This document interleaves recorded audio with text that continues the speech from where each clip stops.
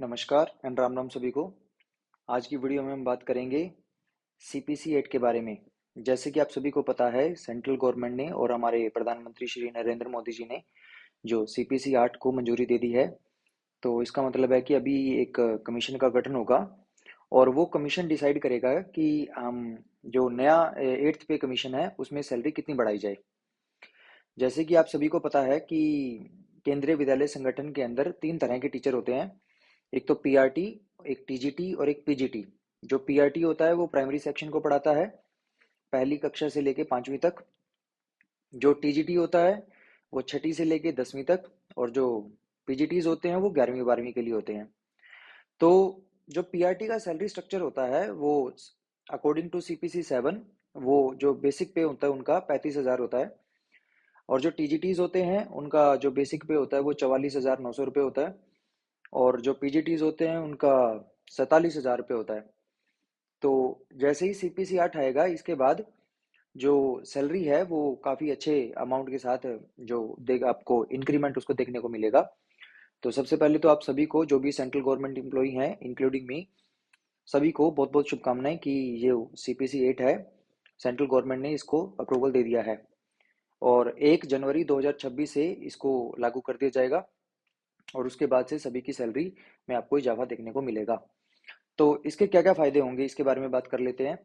सबसे पहला फायदा तो डायरेक्ट सेंट्रल गवर्नमेंट एम्प्लॉय, जितने भी सेंट्रल गवर्नमेंट एम्प्लॉय हैं, चाहे वो केवी के हों, चाहे वो एनवीएस के हों, चाहे वो ईएमआरएस के हों, या फिर वो मिलिट्री मैन हो अपने, या रेलवेज के हों, या एसएससी सीजीएल के थ्रू जो सिलेक्ट होके आते हैं वो हो, सभी को ये इसका डायरेक्ट लाभ देखने को मिलेगा। और इसके कुछ टाइम के बाद जो स्टेट्स हैं वो भी इसको फॉलो करने की कोशिश करेंगी, क्योंकि सेंटर की जो भी स्कीम्स होती हैं कुछ टाइम के बाद वो स्टेट्स के ऊपर भी लागू कर दी जाती हैं। तो कुछ समय के बाद स्टेट्स भी इनको अपने अपने क्षेत्र के अंदर इसको लागू करने की कोशिश करेंगी और आपको जो स्टेट गवर्नमेंट एम्प्लॉय है उनके ऊपर भी ये कुछ टाइम के बाद लागू आपको देखने को मिलेगा।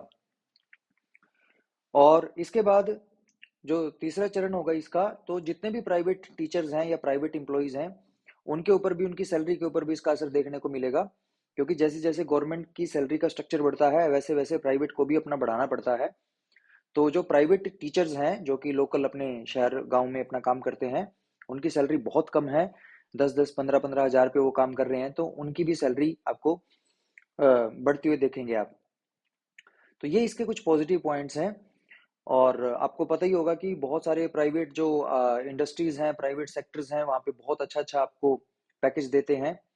मैं टीचिंग सेक्टर की बात नहीं कर रहा, उसके अलावा जितने भी आईटी सेक्टर्स हैं या अलग कॉरपोरेट सेक्टर्स हैं, वहाँ पे आपको प्राइवेट सेक्टर के अंदर बहुत अच्छी सैलरी देखने को मिलती है। लेकिन सीपीसी 8 आने के बाद आपको गवर्नमेंट सेक्टर के अंदर भी आपको बहुत अच्छी सैलरी देखने को मिलेगी। और जो पे लेवल 7 होता है और 7 से ऊपर वाला पे लेवल होता है, सबकी सैलरी लाख या लाख से ऊपर आपको देखने को मिलेगी। तो ये बहुत बड़ा मोटिवेशन है। सैलरी, जैसे सबको ही पता है कि सैलरी एक बहुत बड़ा मोटिवेशन होता है गवर्नमेंट जॉब के अंदर। लेकिन इसका एक नेगेटिव इम्पैक्ट भी ये भी है, इंडिया के अंदर सिर्फ 5 से 6% लोग ही गवर्नमेंट जॉब करते हैं और बाकी के 94 से 95% लोग जो कि प्राइवेट जॉब करते हैं या अपना बिजनेस चलाते हैं। तो गवर्नमेंट के ऊपर सीपीसी 8 लगाने के बाद एक बहुत बड़ा फाइनेंशियल जो बर्डन है वो आएगा। अकॉर्डिंग टू अ सर्वे कि 1 लाख करोड़ से भी ज्यादा का जो बर्डन है वो आपको देखने को मिलेगा गवर्नमेंट के ऊपर। तो ये गवर्नमेंट इतना पैसा कहाँ से लाएगी? ये लोग जो नॉर्मल आम लोग हैं, हमारे आम सिविलियंस हैं, उनसे वो टैक्स कलेक्ट किया जाएगा। तो शायद ये जो नया बजट आने वाला है फरवरी के अंदर, इसके अंदर आपको टैक्स स्लैब्स में इंक्रीमेंट या फिर टैक्स रेट्स के अंदर इंक्रीमेंट आपको देखने को मिल सकता है। तो नेगेटिव इम्पैक्ट भी, अगर कोई चीज़ आती है तो उसका पॉजिटिव भी होता है और नेगेटिव भी होता है। बट ये चीज़ गवर्नमेंट को देखना है कि उसको कैसे वो हैंडल करते हैं। लेकिन जो सीपीसी 8 है ये हर 10 साल के बाद आपको देखने को मिलता है, तो इस बार 2026 के अंदर 1 जनवरी से इसको लागू किया जा सकता है। ये एक्सटेंड भी हो सकता है, लेकिन अकॉर्डिंग टू द रूल इसको 1 जनवरी 2026 से लागू कर देना चाहिए। इसके बाद हम बात कर लेते हैं, एक और आपके आपके लिए एक नोटिफिकेशन है कि फरवरी महीने के अंदर केवीएस के अंदर कॉन्ट्रेक्चुअल स्टाफ की भर्ती होती है। तो इसमें क्या होता है कि हमारे स्कूल केंद्रीय विद्यालय संगठन के अंदर 2 तरह के टीचर होते हैं। एक तो परमानेंट टीचर्स, जिनको मिनिस्ट्री ऑफ एजुकेशन रिक्रूट करती है उनका एक एंट्रेंस एग्जाम होता है, उसके बाद इंटरव्यू होता है, उसके बाद मेरिट लगती है और तभी वो सिलेक्ट हो पाते हैं। और कुछ स्कूल्स के अंदर पूरे के पूरे जो परमानेंट स्टाफ की ज्वाइनिंग नहीं हो पाती, तो उनको टीचर्स को, वो अपने लोकल टीचर्स को जो उन्हीं के गांव या शहर के होते हैं, उन्हीं को वो अपने स्कूल के अंदर वो ज्वाइन करवा लेते हैं। वो होते हैं कॉन्ट्रेक्चुअल टीचर्स।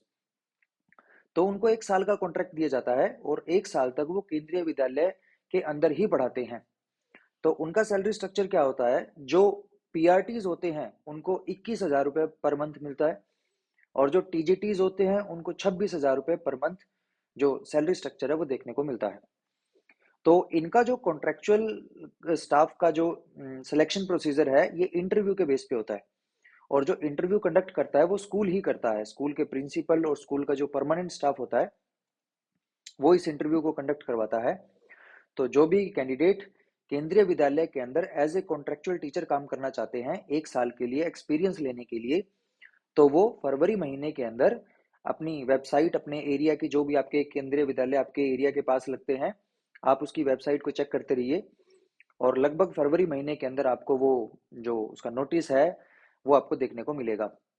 तो इसमें क्या करना होता है कि आपके जितने भी डॉक्यूमेंट्स हैं, 10th से लेके 12th और उसके बाद graduation, post graduation, BEd, CTET, जितना भी आपके पास क्वालिफिकेशन है, उन सब का एक एक कॉपी, एक सेट तो आपका फोटो कॉपी का करना है उसका, और एक ओरिजिनल, ये सारे डॉक्यूमेंट आपको लेके जाने हैं जिस दिन इंटरव्यू होगा।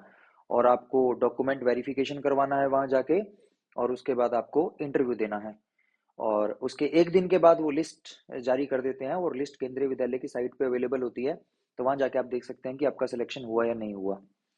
तो जो भी इंटरेस्टेड कैंडिडेट्स हैं, जो भी काम करना चाहते हैं, तो वो इस बारे में अपना सोच सकते हैं।